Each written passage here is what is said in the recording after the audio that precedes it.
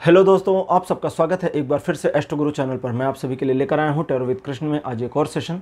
और आज के लिए जो टॉपिक चूज़ किया है ये है कि अपने जीवन के एंजल को, अपने जीवन के देवदूत को कैसे पहचानें, कैसे जाने कि कौन आपके जीवन में एक देवदूत की तरह, एक एंजल की तरह काम कर रही है या कर रहा है।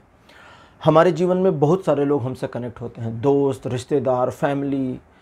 तो इनमें से कोई ऐसा है जो आपकी लाइफ का एंजल हो सकता है। इसी पर आज की टैरो रीडिंग बेस्ड है और इसके लिए 3 पाइल्स बनाई गई हैं जो आपकी स्क्रीन पर अब एक साथ दिखाई जा रही हैं। आज की तीनों पाइल्स के सिंबॉलिक्स 10 महाविद्या से 3 देवियों को लिया है। देवी काली, माता काली पाइल नंबर 1, माता तारा पाइल नंबर 2 और माता छिन्नमस्ता पाइल नंबर 3 के रूप में विराजमान। तीनों माताओं में से जो आपको अच्छी लगें, जो जिनकी इमेज के साथ में या जिनके ऑरा के साथ में एक फील सा आता हो, उन्हें अपनी पाइल मान लें और उसके अकॉर्डिंग आज की रीडिंग को देखिए। ये आपके साथ रेजोनेट करेगी। हर बार की तरह इस बार भी टाइम स्टैम्प्स को डिस्क्रिप्शन और कमेंट सेक्शन दोनों जगह पर पोस्ट कर दिया गया है। अपनी पाइल की रीडिंग पर डायरेक्टली पहुंचने के लिए आप टाइम स्टैम्प पर क्लिक कर दीजिए। वीडियो फास्ट फॉरवर्ड हो जाएगा और आप अपनी रीडिंग पर पहुँच जाएंगे, अपनी पाइल की रीडिंग पर पहुँच जाएंगे। जो लोग मुझसे आज पहली बार जुड़े हैं उन सभी का एस्ट्रो गुरु चैनल पर बहुत बहुत स्वागत करता हूँ। आप इस चैनल को सब्सक्राइब जरूर करिए, बेल आइकन प्रेस करिए, क्योंकि जब आप बेल आइकन प्रेस करते हैं तो नए वीडियोस की नोटिफिकेशन आपके फ़ोन पर आनी शुरू हो जाती हैं। और मेरे पुराने व्यूवर्स और सब्सक्राइबर्स, आप सभी के सहयोग और प्यार के लिए बहुत बहुत आभार, बहुत बहुत धन्यवाद। आगे बढ़ने से पहले आपको एक बार बता दूं कि मैं एक प्रोफेशनल टैरो रीडर, एक प्रोफेशनल एस्ट्रोलॉजर भी हूं। तो आपकी स्क्रीन पर ये जो नंबर आ रहा है इसके ऊपर आप कॉन्टैक्ट कर सकते हैं अगर आपको अपने लिए एक पर्सनल रीडिंग सेशन चाहिए। ये व्हाट्सएप नंबर है, इस पर आपको कॉल बिल्कुल नहीं करना है, इस पर मैसेज करना है। मैसेज करिए व्हाट्सएप पर और मैसेज के थ्रू ही सारी इन्फॉर्मेशन मेरी टीम मेंबर आपको प्रोवाइड करेगी और आपकी हेल्प करेगी मेरे साथ आपके अपॉइंटमेंट को बुक करने के लिए। तो चलिए देर नहीं करते हैं, आज की रीडिंग को शुरू करते हैं और आपकी पाइल में मिलते हैं।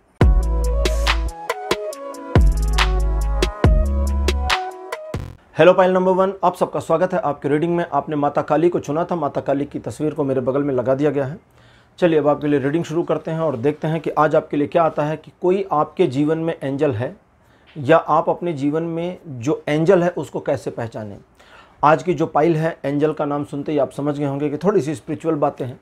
एक ऐसा पर्सन, एक ऐसी पर्सन जो बिना अपने पर्सनल महत्वाकांक्षा के आपके जीवन को बेहतर करने के लिए आपके सपोर्ट में है, उसको खोजना है आज।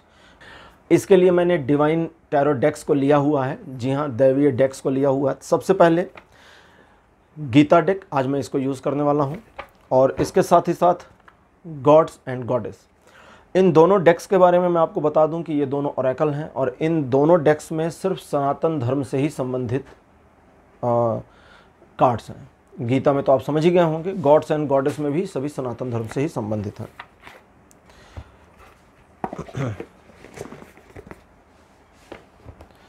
तो सबसे पहले गीता डेक से हम 5 कार्ड्स निकालेंगे और देखेंगे। एक ब्लैंक कार्ड है इसमें ये सपोर्ट के लिए लगाया गया था कंपनी की ओर से। अच्छा जी, चलिए देखते हैं कि गीता कार्ड आपके लिए आज क्या इन्फॉर्मेशन देते हैं। गीता हालांकि मेरे दिल के बहुत करीब रही है, मैं गीता हमेशा पढ़ता हूँ। पहला कार्ड आपके लिए मेरे पास जो अपीयर हुआ है ये है प्रोटेक्शन। अच्छा, इस डेक में बता दूं सारे नाम इंग्लिश में हैं, हिंदी में नहीं है। सेकंड पोजीशन पर आपके लिए जो कार्ड मेरे पास अपीयर हुआ है, 2 कार्ड आ गए। सेकंड पोजीशन पर आपके लिए जो कार्ड अपीयर हुआ है, this one is offering the devotion. ठीक है। थर्ड नंबर पर आपके लिए मेरे पास जो कार्ड आया है ये है fall from grace.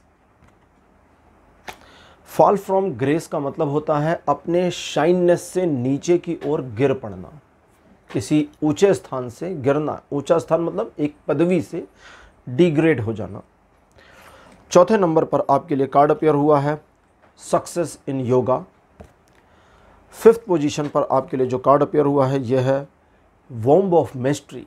Womb of mystery में ये वो दृश्य बनाया गया है जब भगवान श्री कृष्ण को अर्जुन ने आदेश दिया था अपने सारथी कृष्ण को रथ को मध्य में लेकर जाने के लिए, और अगर ये रथ को मध्य में ना ले गए होते तो शायद भगवत गीता कहीं ना गई होती।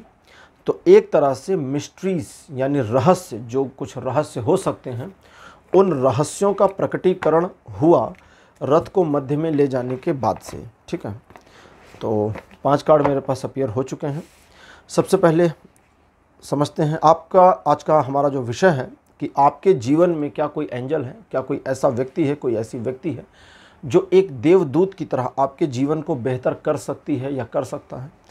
तो सबसे पहले तो आप ये जानें कि आपके जीवन के बारे में मेरे पास जो इन्फॉर्मेशन आ रही है उसके अकॉर्डिंग आप अपने जीवन में एक ऐसी सिचुएशन पर थे जहां आप अपने आप में काफ़ी ग्रेसफुल थे, आपने अपने आप को एक तरीके से लगभग काफ़ी सक्सेस में माना था। आप देखिए, भौतिक जगत में सफलता मिलना और आंतरिक सफलता मिलना दोनों में बहुत अंतर है। तो यहाँ मुझे आंतरिक सफलता आपकी दिखती है, अंदर आपके बहुत एक इसको समझें कि एक ऐसा पैशन या एक ऐसा कंसंट्रेशन जो आपको भीतर से स्थिर रखे हुए था।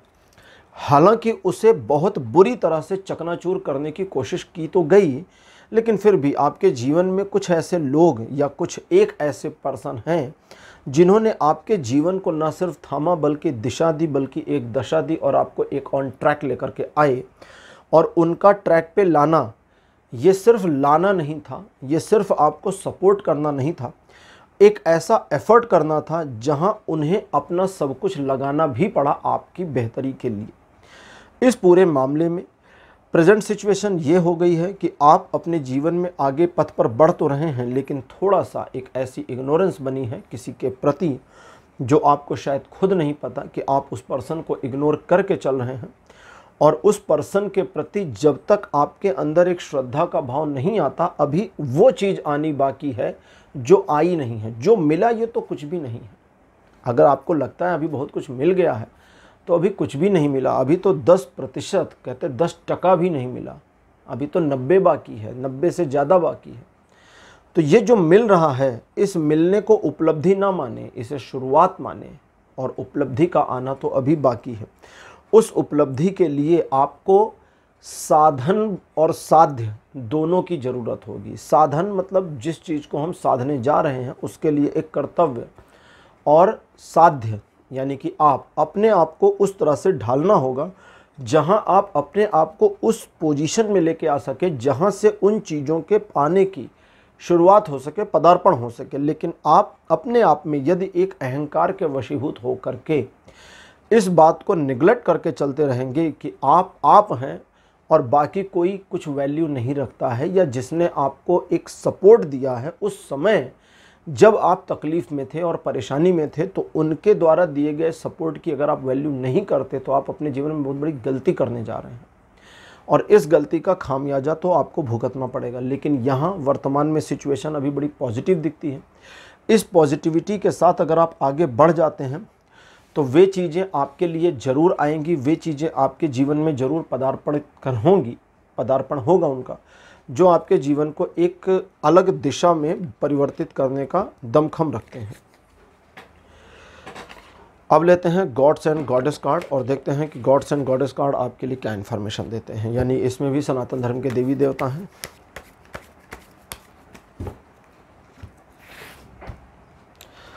पहला कार्ड आपके लिए अपीयर सीता देवी, माता सीता। सेकंड पोजीशन पर 2 कार्ड्स आ गए हैं, दोनों को हटाना पड़ेगा। सेकंड पोजीशन पर आपके लिए Agnidev, card number 3 Hanuman ji. Fourth position पर आपके लिए माता लक्ष्मी, और आखिरी कार्ड आपके लिए लास्ट में अपीयर भगवान बुद्ध।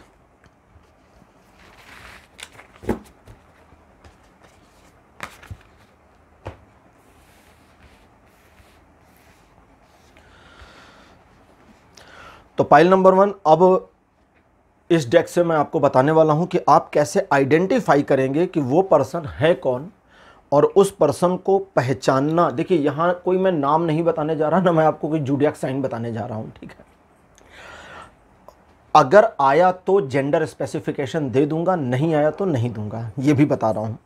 लेकिन आपको सिम्टम्स ऐसे बता दूंगा कि आप बड़े आसानी से उस पर्सन को पहचान जाएंगे जो आपके जीवन में एक ऐसे मानव को, एक ऐसा पर्सन, एक ऐसा लड़का, लड़की, स्त्री या पुरुष, कोई भी एक, जो एंजल हैं, जो आपके जीवन के देवदूत हैं, और उनके साथ आपको अपने आप को एक ऐसे एक ऐसे सिचुएशन में या एक ऐसे रिलेशन में बना करके रखना चाहिए जहां उनसे आपको बेनिफिट मिल सके। जैसे मोटा मोटा एक छोटा सा बात समझिए कि भगवान श्री कृष्ण भगवान थे, अर्जुन को तो ये कब पता चला? जब उन्होंने अपना विकराल रूप दिखाया, वरना तो वो युद्ध में भी सखा कह रहे थे, मित्र कह रहे थे।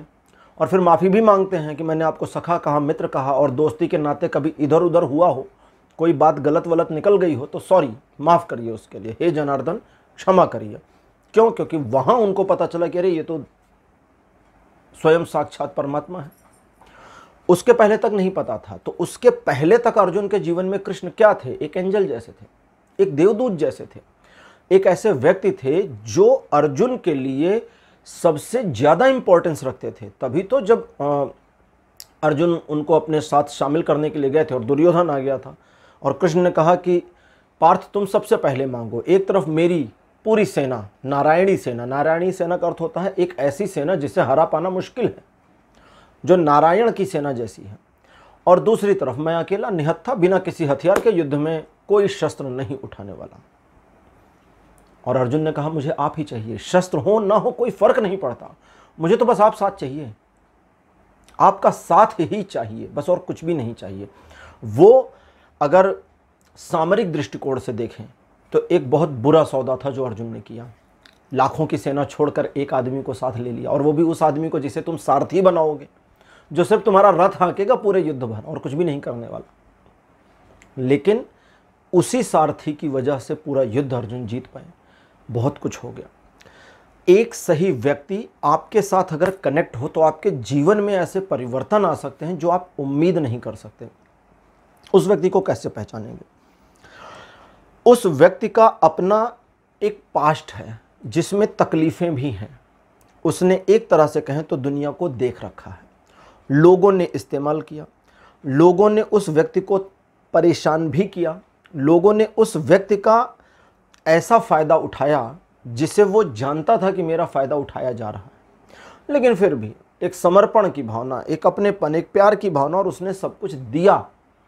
उस देने का बेनिफिट उसे मिला नहीं, और वर्तमान समय में वो व्यक्ति अपने जीवन में असफल कतई नहीं, सफल व्यक्ति है, लेकिन अभी भी इतने धोखे वगैरह खाने के बावजूद उसकी प्रेजेंट की जो मुद्रा है वो देने की ही है, लेने की नहीं है। देना जानता है निश्चल भाव से, लेकिन अब थोड़ा समझदार हो गया है पहले से, क्योंकि धोखा खा चुका, गच्चा खा चुका। अब का जो देना है ये समझदारी से भरा है, सोच करके करता है।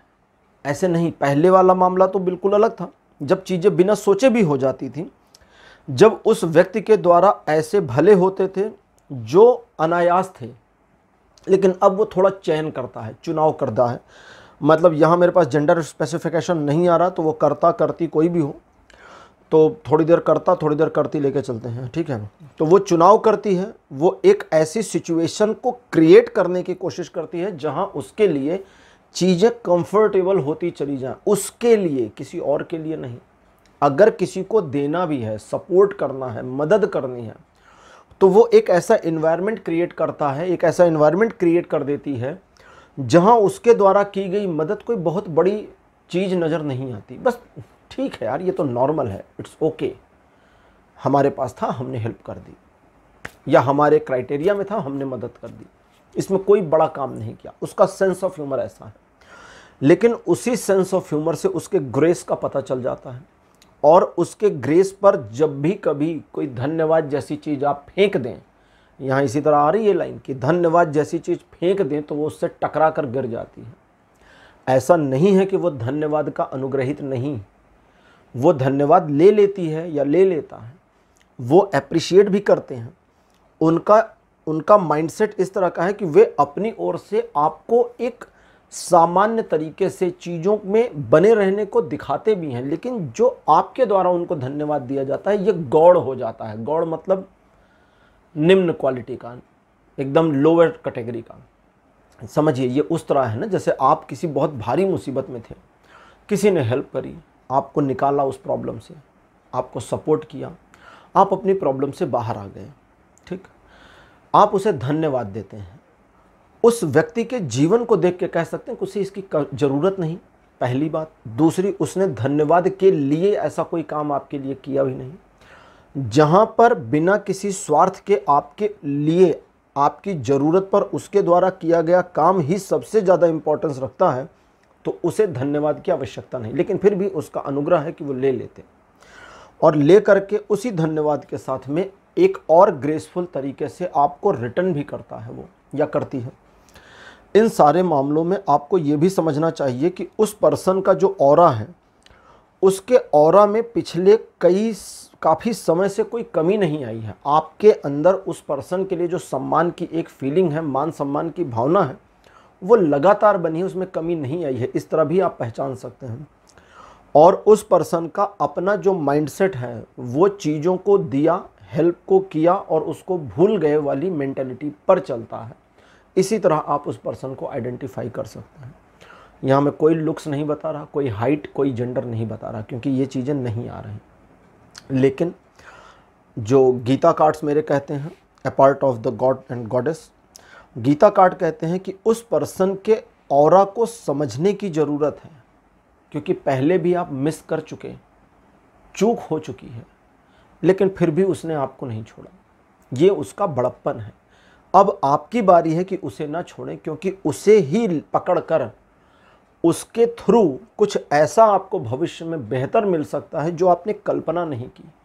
उम्मीद से ज़्यादा भी कहा ना मैंने, 10%, समझिए 10%, 10 ही मान लीजिए, 10% मिला है आपको। वो पर्सन नहीं देने वाला, वो नहीं देने वाली, ना उसके एफर्ट से आपको मिलने वाला है। ये बस एक कॉम्बिनेशन समझिए, जैसे होता है ना कॉम्बिनेशन लॉक्स, कॉम्बिनेशन लॉक होते हैं। अगर आपने कॉम्बिनेशन को मिलाया तभी लॉक खुलेगा। एक कॉम्बिनेशन इधर उधर हुआ तो लॉक नहीं खुलता है। उसमें 3 या 4 कॉम्बिनेशन होते हैं। सूटकेसेस में अक्सर होता है 3 नंबर होते हैं, तीनों नंबर सही मिलाइए तो लॉक खुल जाता है, नहीं तो नहीं खुलता। एक भी गलत है तो नहीं खुलेगा। तो वो पर्सन आपके जीवन का एक कॉम्बिनेशन लॉक जैसा है। उसका साथ होना, पास्ट को देखिए ना, उसका साथ होना ही कुछ बदल देता है। वो करे या ना करे, उसका साथ होना आपके जीवन में एक ऐसा बदलाव लाता था। थोड़ा पास्ट की बात कर रहे हैं तो था ले लें। ऐसा बदलाव लाता था जो आपके जीवन को एक ऐसी गति देता था जो इस दिशा में जाए या उस दिशा में आपके लिए एकदम, जिसको कहते हैं ना कि कभी क्लूलेसनेस नहीं रही, दैट मीन्स कि ओपन माइंड हो गया। आपको एग्जैक्ट पता था उसके साथ कि आपको ये करना है, फिर ये करना है और फिर वो करना है। और अगर उसका साथ आपने छोड़ा है, जैसा कि दिखता है कुछ लोग हैं जिन्होंने छोड़ा है, तो अभी आप क्लूलेस भी घूम रहे होंगे। एक टीस, एक कमी, एक खालीपन आ गया उसका साथ छोड़ने से, जिस खालीपन को कोई नहीं भर सकता, 2 4 10 लोग भी नहीं। तो अगर उसका साथ छूटा है तो रिकनेक्ट हो जाइए, और साथ बना है तो उसका सम्मान करें। और उस पर्सन के, देखिए सम्मान बहुत बड़ी चीज़ है। मैंने एक वीडियो बनाया था गीता के ऊपर जिस पे लिखा था, जिसका टाइटल था कि शिष्यत्व अनिवार्य भावना है, गीता का। उसका लिंक डिस्क्रिप्शन में दे रहे हैं, आप देख लीजिएगा उसको। अर्जुन को कृष्ण ने ज्ञान नहीं दिया। अगर आप भगवत गीता खोलें तो लगभग दूसरे अध्याय के 4-5 पेज, 8 पेज निकल जाएंगे। मतलब वो टाइप के ऊपर डिपेंड करता है, मोटा टाइपिंग है या छोटी टाइपिंग है। मान लीजिए मोटा मोटा कि 1.5 पेज, 1.5 चैप्टर, सॉरी दूसरे चैप्टर के, तो 1.5 चैप्टर, 1.5 चैप्टर तक भगवान कृष्ण ने कोई ज्ञान नहीं दिया है, कुछ भी नहीं हुआ है। बस वो तो ऐसे दोस्त की तरह समझा रहे थे। जब अर्जुन सम्मान प्रदर्शित करता है, झुकता है कि मैं शिष्य रूप में समर्पित हूँ, ज्ञान दीजिए केशव, गुरु बन जाइए, तब शुरू होती है गीता। तो आपको शिष्य नहीं बनना है, उसका साथ बहुत बड़ी बात होती है। तो इस चीज़ को ध्यान दीजिए और इस चीज़ को इम्प्लीमेंट करिए। पाइल नंबर 1 ये थी आपके लिए आज की रीडिंग। आज की रीडिंग आपको कैसी लगी, अपने एक्सपीरियंस, अपने अनुभव कमेंट सेक्शन में ज़रूर लिखिए। इस वीडियो को लाइक करिए, शेयर करिए और चैनल को सब्सक्राइब करना मत भूलिएगा। अगले वीडियो में आपसे फिर मिलूंगा। Bye bye.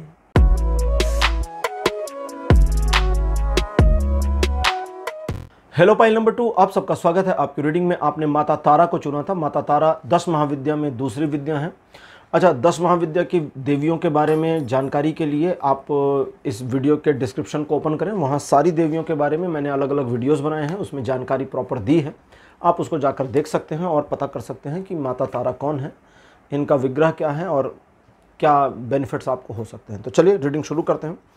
आज मैं गीता टेक्स्ट यूज़ कर रहा हूँ आप लोगों के लिए। तो चलिए देखते हैं कि गीता डेक से आपके लिए क्या आता है। आज मैं दोनों डेक्स सनातन धर्म को ही डेडिकेटेड हैं जो यूज़ करूँगा, गीता डेक और गॉड्स एंड गॉडेस। तो गॉड्स एंड गॉडेस भी सनातन से ही संबंधित है और गीता तो गीता है ही है। खैर,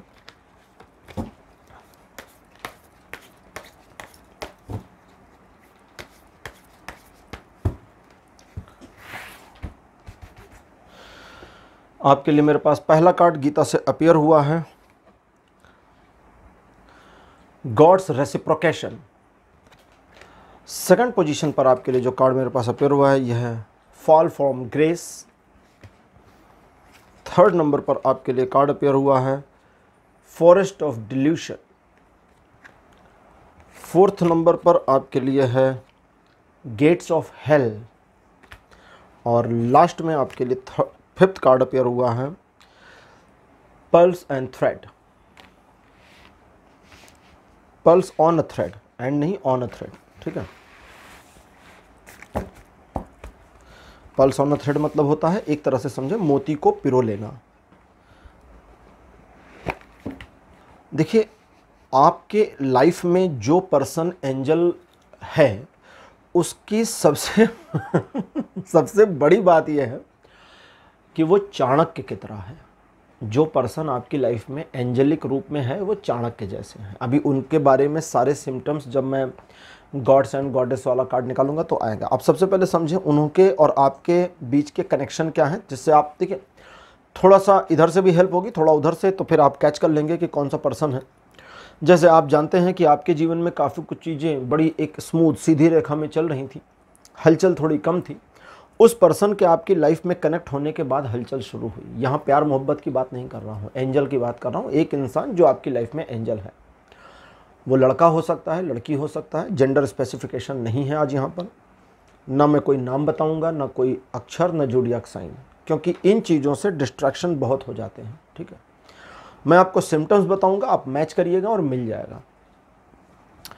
आपकी लाइफ में सिंप्लीफिकेशन बहुत ज़्यादा थी। आप चाहते तो थे थोड़ा वाइट चलना, थोड़ा इधर चलना, थोड़ा उधर चलना, थोड़ा अपने जीवन को एक ऐसे स्वरूप में लेके चलना जहां आपका जीवन बहुआयामी या एक ही आयाम पर हो तो भी एक स्मूदनेस, एक ऐसी स्मूदनेस हो जो आपको पसंद हो। लेकिन आपका जीवन बहुत खाली और नीरस जैसा स्मूथ था। नीरस भी स्मूथ होता है। तो उससे आपके जीवन में एक ऐसा परिवर्तन, जिसको ऐसा समझिए एक भूचाल जैसा आ गया, बदल गया सब कुछ। उस बदलाव के बाद, उस व्यक्ति के साथ आपके कनेक्शन के बदलाव के बाद, अच्छा यहाँ दो चीज़ें हैं और दोनों को समझना है। बात तो हम कर रहे हैं आज एंजल की, लेकिन यहाँ एक डेविलिश पर्सन भी है और उस डेविलिश पर्सन के बारे में भी थोड़ी सी इन्फॉर्मेशन आ रही। पहले डेविलिश की बात कर दें। उस पर्सन की हर बातें बहुत प्यारी, बड़ी मनोरंजक और तुरंत मानने लायक लगती थी। हालांकि उसकी बातों को मानकर डेवलपमेंट तो आपने काफ़ी कर ली, ग्रोथ तो काफ़ी कर ली, लेकिन अगर थोड़ा सा पीछे मुड़ के देखते हैं तो उस पर्सन का आपके साथ कनेक्ट होना बड़ा आपको नुकसानदायक भी लगेगा। वो पर्सन आपकी लाइफ में एक डेविलिश मतलब एक शैतान की तरह से है। हालांकि मैं शैतान को बुरा नहीं मानता, लेकिन शब्द यही यूज़ करना पड़ेगा कि शैतान। तो उसका और आपका कनेक्शन एक शैतानी कनेक्शन जैसा था, जिसमें उस पर्सन ने आपको बहुत बुरी तरह क्रश कर दिया। इमोशनल और मेंटल दोनों। सपोर्ट करना तो एक चीज़ है, देखिए उसका दिमाग, जिसको कहते हैं ना कि एक ऐसा पर्सन जो बहुत शातिर हो, तो जाहिर है बड़ा समझदार और अक्लमंद पर्सन होगा। तो उसकी अकल ने आपको हेल्प तो करी कई चीज़ों को समझने में और अपने जीवन के कई मामलों को ठीक ट्रैक पे लाने में, लेकिन उसका और आपका साथ एक ट्रॉमा से कम नहीं था। आप उसके साथ खुश बिल्कुल नहीं, और आपके उसके साथ में चीज़ें छूटने के बाद आप खुश बिल्कुल हैं। उसके साथ रिकनेक्ट नहीं होना।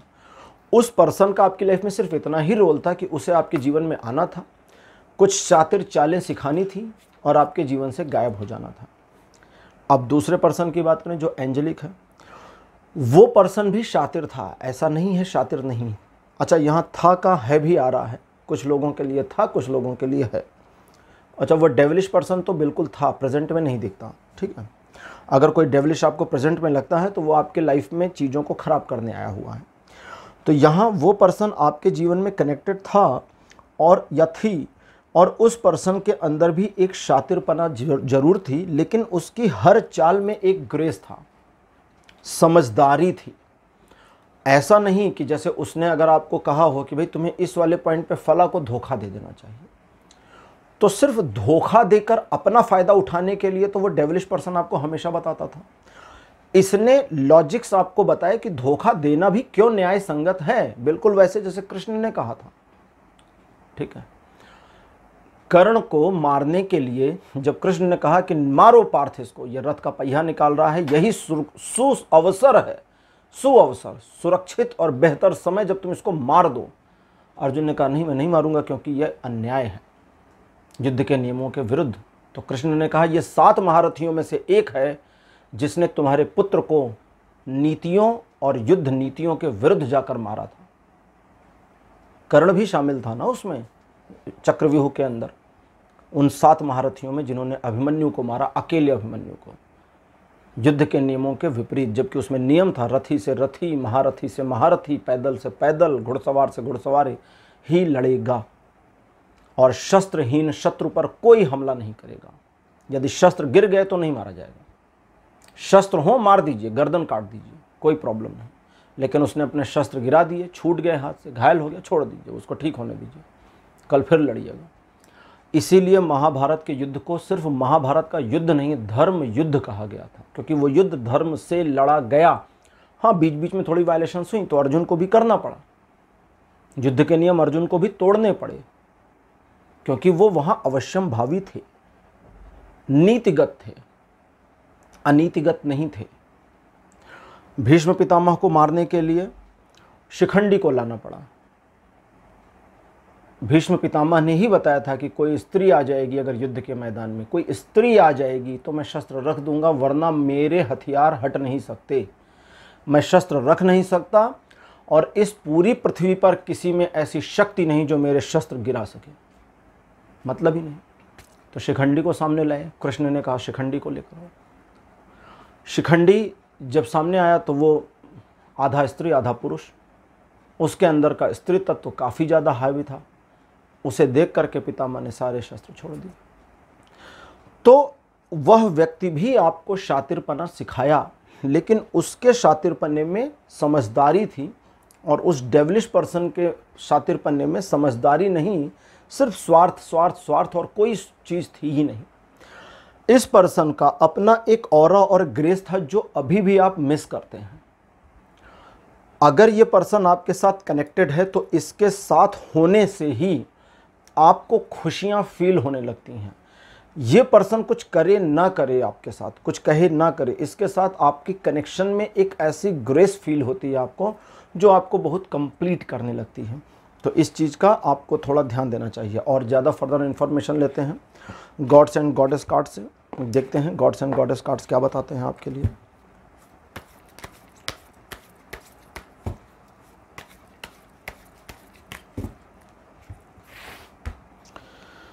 आपके लिए मेरे पास जो पहला कार्ड अपीयर हुआ है, दिस वन इज वाराह, भगवान विष्णु का वाराह स्वरूप। सेकंड पोजीशन पर आपके लिए मोहिनी मूर्ति। कार्ड नंबर 3 आपके लिए अपीयर मेरे पास कल की, जिनका अभी अवतार नहीं हुआ है, जिनके बारे में कहा जाता है कि भगवान विष्णु के 10वें अवतार कल की कलयुग में आएंगे। चौथा कार्ड गोपाल, और अंतिम कार्ड आपके लिए है देवी सीता। अब यहाँ पर डायरेक्ट सिम्टम्स आएंगे कि उस पर्सन को आप पहचाने कैसे, आइडेंटिफाई कैसे करें। काफ़ी कुछ तो खैर बता भी दिया है आपको मैंने। उस पर्सन के साथ में आपकी जो कनेक्टिविटी है वो एक कंप्लीटनेस का एहसास आपको देती थी, लेकिन उस पर्सन की हर चीज़ हर बात आपको पसंद नहीं थी। आप काफ़ी ज़्यादा क्रिटिसाइज उस पर्सन को कर सकते हैं, अपने आप में भी और कई बार कई मामलों में उसके सामने भी। वो पर्सन अपने क्रिटिसिज्म को, अपने प्रति किए गए क्रिटिसिज्म को, आलोचना को ग्रेसफुली एक्सेप्ट करती है या करता है, या करती थी, करता था। उस पर्सन का अपना जो ऑरा है वो इस तरह का होना चाहिए। आप सिम्टम सुनिए, सबसे मज़ेदार, वो पर्सन कहीं पर भी बैठे, इसको कैसे समझाऊं, एक छोटा सा इंसिडेंट बताता हूँ, मतलब कहानी के जो रूप में समझ लीजिए। एक आदमी था, वो एक सभा में भाषण सुनने गया। थोड़ा देर पहुँचा तो पीछे बैठना पड़ा। तो वहाँ पर दरियाँ बिछी थी और वो दरी पर पीछे बैठ गया। आगे से भाषण हो रहा था। जहाँ वो बैठा था वहाँ तक वक्ता की आवाज़ नहीं आ रही थी, सुनाई नहीं दे रहा था क्या बोल रहे हैं। आसपास के लोग भी यही शिकायत कर रहे थे। तो एक आदमी ने कहा, बताओ यार, हमारा तो आना ही ख़राब हो गया, हम आए और कुछ सुन भी नहीं पा रहे, हमें तो लगा बड़ा मज़ा आएगा लेकिन कुछ नहीं सुन पा रहे। तो वो अर्धवृत हो गया, यानी कि अगर पूरब की ओर मुँह किया था तो पश्चिम की ओर मुँह कर लिया। अब पश्चिम की ओर पूरी पब्लिक थी। तो उसने कहा, चल यार, मैं मनोरंजन की बातें करता हूँ, मैं कुछ अच्छी चीज़ें सुनाता हूँ, आप लोगों को थोड़ा मज़ा आएगा। तो 4-6 लोग बोले हाँ ठीक है। उसने शुरू किया। 4-6 से 10-12 हो गए, 10-12 से 20-25 हो गए, 20-25 से 50-60 हो गए। थोड़ी देर बाद वो पश्चिम की ओर, अब पूरा पश्चिम से समझिए, वो पश्चिम की ओर मुंह करके बैठा था और सारे लोग जो पीछे की पंक्ति में थे वो उसको देख रहे थे, सुन रहे थे। आगे जो वक्ता को सुन रहे थे उसमें से भी आधे लोग अर्धवृत होकर के पश्चिम की ओर मुड़ गए, क्योंकि उसकी बातें मंच के वक्ता से ज़्यादा मनोरंजक थी। तो वो जहाँ बैठ जाए वहाँ सभा शुरू हो जाए, ऐसी क्वालिटी उसमें थी। तो उस पर्सन में ऐसी क्वालिटी है। उस पर्सन का एक ऐसा प्रभामंडल था जो अभी तक आपने किसी और के साथ देखा नहीं, फील नहीं किया है। उस प्रभामंडल में एक खिंचाव, आकर्षण और एक अनाकर्षण भी था। अनाकर्षण मतलब कोई खिंचाव नहीं, एक नकारात्मकता जो फील हो जाती थी, लेकिन उस नकारात्मकता के बावजूद उस खिंचाव की ओर खींचते चले जाएं, ऐसा ग्रेस था। उस पर्सन ने कभी अपने आप को हाइड करने की कोशिश नहीं करी है। वो जैसा है तैसा है, बुरा तो बुरा, अच्छा तो अच्छा, आपको ठीक लगे तो एक्सेप्ट करें, नहीं तो बाय बाय। उस पर्सन ने अपने आप को कभी भी जस्टिफाई करने की कोशिश कई मामलों में नहीं की है। अगर आप पास्ट को देख लें, आने वाले समय में इस पर्सन के साथ में अगर आप कनेक्ट हैं और कनेक्टिविटी बनाए रहते हैं तो आप इस पर्सन का जीवन पर्यंत लाभ उठा सकते हैं, क्योंकि ये पर्सन आपसे गलतियां नहीं होने देगा। और अगर कनेक्टिविटी टूटी है तो उसे जोड़ना आपका काम है, लेकिन जोड़ना मुश्किल नहीं है, क्योंकि हर्ट फीलिंग दिखती है और इस हर्ट फीलिंग के लिए झुकना पड़ेगा। अब इस झुकने को अगर आप तैयार हैं तो उस हर्ट फीलिंग से वो वापस आने को तैयार है। अब ये आपका काम है कि आप झुकते हैं कि नहीं, उसे अपने जीवन में वापस लाते हैं या नहीं, या अगर वो आपके जीवन में है तो उसके साथ कंटिन्यू करते हैं या नहीं। पाइल नंबर 2 आपके लिए आज की रीडिंग यहीं क्लोज करता हूँ। आज की रीडिंग आपको कैसी लगी, अपने एक्सपीरियंस, अपने अनुभव कमेंट सेक्शन में ज़रूर लिखिए। इस वीडियो को लाइक करिए, शेयर करिए और चैनल को सब्सक्राइब करना मत भूलिएगा। अगले वीडियो में आपसे फिर मिलूँगा। Bye bye.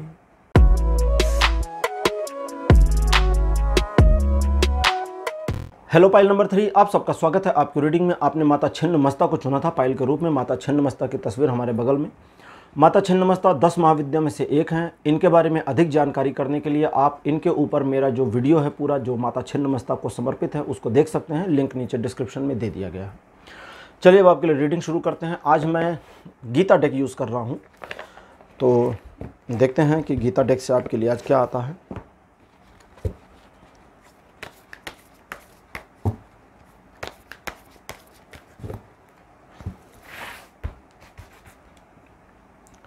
आपके लिए मेरे पास सबसे पहला कार्ड मेरे पास जो अपीयर हुआ है ये है द रेस्टलेस माइंड। एक ऐसा दिमाग जो थकता नहीं है, थकाव तनाव से रहित। Doubting soul card number 2। Third position पर आपके लिए कार्ड आया है गुड क्वालिटीज। फोर्थ पोजीशन पर आपके लिए फॉरेस्ट ऑफ डिल्यूशन। और आपके लिए मेरे पास जो अंतिम कार्ड अपीयर हुआ है, this one is the time of death. The time of death जो यहाँ पर दिया गया है, ये नाम ये अंग्रेजी में है, ठीक है। भगवान कृष्ण ने गीता में जब अर्जुन डर गए उनके महान विकराल स्वरूप को देख करके, तो पूछा कि हे कौन हैं आप। हे के बाद वो कहता कौन हैं आप। क्यों? क्योंकि वो जान नहीं पा रहा था। उसे समझ में आ रहा था कि कृष्ण तो है नहीं, वो मेरे दोस्त जिनके साथ मैं थोड़ा हंसी मजाक कर लेता था, जिनके साथ मैं खाना पीना खाता था, मित्रवत व्यवहार करता था, कभी लेग पुलिंग कर देता था, ये वो तो नहीं हो सकते। तो कहता कौन हैं आप, इतने महान मुझे दिख रहे हैं, जिसका ओर न छोर ना मुझे ये पता चलता कि आपका आदि कहाँ है, मतलब शुरू कहाँ है, किस हिस्से को मध्य कहूँ मेरी समझ में नहीं आता, और अंत कहाँ है वो भी दिखता नहीं।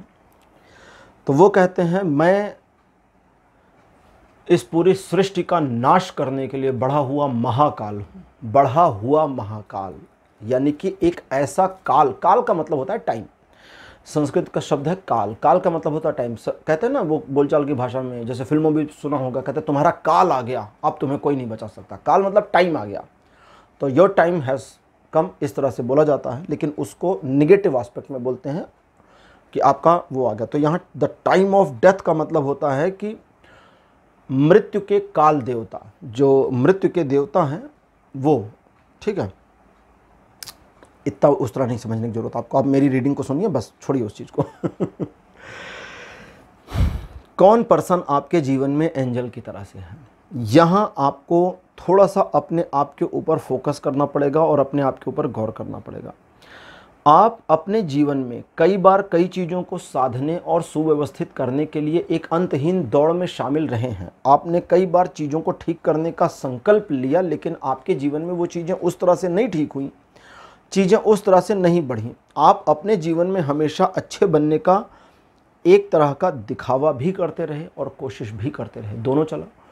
इस दिखावे और इस कोशिश के बावजूद आप अपने जीवन में उस सिचुएशन को लाने में नाकामयाब रहे जहां आपको थोड़ा सुकून मिले, या एक ऐसा पर्सन मिले जो आपको स्पेसिफिकली गाइड करे किसी तरह से अपने जीवन को ऑन द ट्रैक रखने में, या उन चीज़ों को सही ट्रैक पर हैंडल करने में, या सही तरह से हैंडल करने में जो आप नहीं कर पा रहे।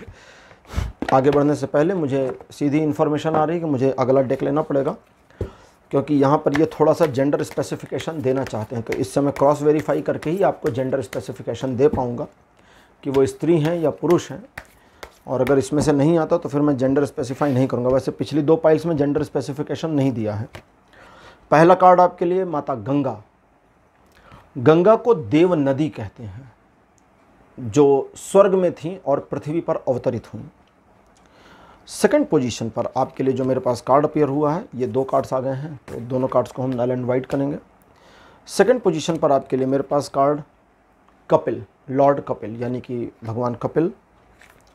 इनको भी विष्णु भगवान के अनेक अवतारों में से माना गया है। भगवान विष्णु के मुख्य 10 अवतार और छोटे बड़े मिलाकर के सम्मिलित 24 अवतार माने गए हैं, ठीक है, जिसमें से 23 हो चुके, 24वां कल के अवतार अभी बाकी है। तीसरा कार्ड हमारे पास में है नरसिम्हा, भगवान नरसिम्हा। फोर्थ पोजीशन पर आपके लिए वामन देव, और आपके लिए अंतिम कार्ड मेरे पास जो अपीयर हैं ये हैं देवी सरस्वती, ठीक है। एक ऐसा पर्सन जो अनमैरिड है, एक ऐसा पर्सन जिसका अभी आपके जीवन में पदार्पण एक ऐसे व्यक्ति के रूप में हो चुका था या हो चुका है, जिस व्यक्ति के साथ आप अपने आप को एक ऐसे सिचुएशन में मान सकते हैं या एक ऐसा रिलेशन मान सकते हैं जहां आपके और उसके एज में भारी डिफरेंस हो, ठीक। यह व्यक्ति अनमैरिड, हाँ जी, यह व्यक्ति अनमैरिड, और इस व्यक्ति के द्वारा लिए गए डिसीजंस या इस व्यक्ति के द्वारा दिए गए सजेशंस आपके हमेशा काम आए थे और आएंगे। इस व्यक्ति के साथ आपके कनेक्शन में थोड़ी सी त्रुटियां रही हैं, पास्ट में भी, प्रेजेंट में भी हैं और फ्यूचर में भी रहेंगी। इस पर्सन के साथ आपको अपने आप को इंटरकनेक्ट करके एक ऐसी सिचुएशन में लाना जहां आप इस व्यक्ति का दोहन कर सकें, इसका फ़ायदा उठा सकें, लाभ ले सकें अपने जीवन में। कोई बुरी बात नहीं है लाभ लेना किसी का। उसके लिए आपको थोड़ी सी तैयारी करनी होगी। सबसे पहली तैयारी करनी है, आपको धैर्यवान होना है, क्योंकि आपको भी पता है कि इस पर्सन को थोड़ा सा खुद कंट्रोल नहीं है, बड़े जल्दी में पर्सन है, ये रहता या रहती। अच्छा, यहाँ मैं आपको बताऊँ जेंडर स्पेसिफिकेशन के बारे में, पूरी तरह कंप्लीटली नहीं आया है, लेकिन 60% चांसेस आते हैं कि वो एक फीमेल हो, एक महिला हो, एक लड़की हो। 60%, 60 से ऊपर नहीं जा रहा, तो इसलिए मैं पूरी तरह से अश्योर नहीं हो रहा हूँ। लेकिन इस बात पर बिल्कुल अश्योर हूँ कि उसके कई बातें, और स्पेसिफिकली वो वाली बातें जो आपने पास्ट में इग्नोर करी, उस पर बाद में आपको पछताना जरूर पड़ा है। तो इसलिए थोड़ा आपको ध्यान देना होगा कि उस पर्सन के साथ अपने रिलेशन में आप और ज़्यादा इम्प्लीमेंटेशन कैसे ला सकते हैं। उस पर्सन की गलतियां थोड़ी मोड़ी इग्नोर करें, आपके लिए ये बहुत अच्छा होगा। ट्यूनिंग को अच्छी बना कर रखें, ये भी आपके लिए बढ़िया होगा। इस पर्सन के अंदर का, जैसा अभी मैंने कहा ना कि ये पर्सन एक अनमैरिड है, लेकिन इस पर्सन के अंदर एक ऐसा, आप अपने अंदर धैर्य लें, क्योंकि ये पर्सन काफ़ी धैर्यवान दिखता है मुझे या दिखती है मुझे। इस पर्सन का जो स्वभावगत रूप होगा वो शांतिपूर्वक तरीके से चीज़ों को समझना, ऑब्जर्वेट करना और फिर निर्णय देना, और इसके द्वारा दिए गए निर्णय, कहते हैं ना कि बिरले ही गलत होते हैं, बिरले मतलब रेयरली ही गलत होते हैं। इसने जो डिसीजंस करके दिए, भले वो आपकी लाइफ के लिए डिसीजन थे कि आप अपने जीवन में ऐसा कर लें, आप अपने जीवन में वैसा कर लें, वो डिसीजंस आपके जीवन में इस तरह के थे जहां इस पर्सन की मदद से आपने बहुत कुछ बेहतर कर लिया। इस पर्सन के साथ, अच्छा, इस पर्सन में एक और अच्छी क्वालिटी है जो आप पहचानेंगे कि लालच बिल्कुल नहीं है, लेकिन ऐसा भी नहीं है कि इस पर्सन को अपनी ज़िंदगी में कुछ भी नहीं चाहिए। चाहिए तो सब कुछ, लेकिन लालच के बगैर चाहिए, कोई शॉर्टकट नहीं है। इस पर्सन का जो माइंडसेट है वो बहुत क्लियर थॉट में है, ओपन माइंडेड है, लेकिन जो लोग इसके साथ बुरा करते हैं उनको ये भूले ना, इस बात का इसने ध्यान रखना अब सीख लिया है, जो इस पर्सन के लिए बहुत अच्छी बात है। आप इसके साथ जितना गुड बिहेवियर रखते हैं, इस पर्सन का बिहेवियर भी आपके साथ उतना गुड रहता है। जितना आप न्यूट्रल हो जाते हैं, ये पर्सन न्यूट्रल हो जाता है। जितना आप अपोज हो जाएंगे, ये उतना अपोज हो जाएगा। एक तरह से ये आपको मिरर कर देगा, और इसकी इसी मिररिंग की वजह से आपके अंदर एक इरिटेशन भी आ जाती है कभी कभी, क्योंकि जहाँ आपको लगता है कि इसे इग्नोर करना चाहिए, वहाँ ये आपके ही एटीट्यूड का मिरर कर रहा होता है या कर रही होती है, तो वो चीज़ आपको खटक जाती है, खल जाती है। और वो पर्सन अपने आप में बिल्कुल भी कंफ्यूज नहीं है कि अगर उसने आपको मिरर किया, ये सोचा समझा और जानबूझकर किया गया काम है। लेकिन इस सारे मामले में आपको गणेश जी का कार्ड है जो डाउटिंग सोल का है, और कपिल मुनि का। ये कहते हैं दोनों कि इस पूरे मामले में समझदारी का परिचय देना होगा, और वो भी किसी और के लिए नहीं, सिर्फ अपने लिए। अगर आप अपने लिए एक समझदारी का परिचय देते हैं चीज़ों में, सिचुएशन में, तो आपके अपने सोचने के नज़रिए में फ़र्क आएगा, और वो फ़र्क आपको गलत और सही, आगे या पीछे, अच्छाई या बुराई को सेग्रीगेट करने में मदद करेगा।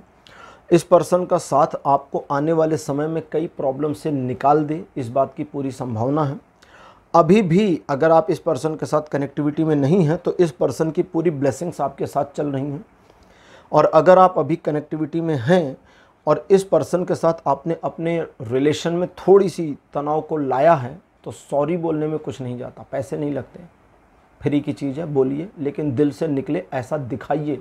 मैं सचमुच दिखाइए कह रहा हूँ, एक्टिंग कर लीजिए ऐसी, लेकिन इस पर्सन को छोड़िए मत, क्योंकि ये पर्सन आपके जीवन की दिशा को पहले भी और भविष्य में भी बदलने की मादा और योग्यता रखता है। तो पाइल नंबर 3 ये थी आपके लिए आज की रीडिंग। आज की रीडिंग आपको कैसी लगी? अपने एक्सपीरियंस, अपने अनुभव कमेंट सेक्शन में ज़रूर लिखिए। इस वीडियो को लाइक करिए, शेयर करिए और चैनल को सब्सक्राइब करना मत भूलिएगा। अगले वीडियो में आपसे फिर मिलूँगा। Bye bye.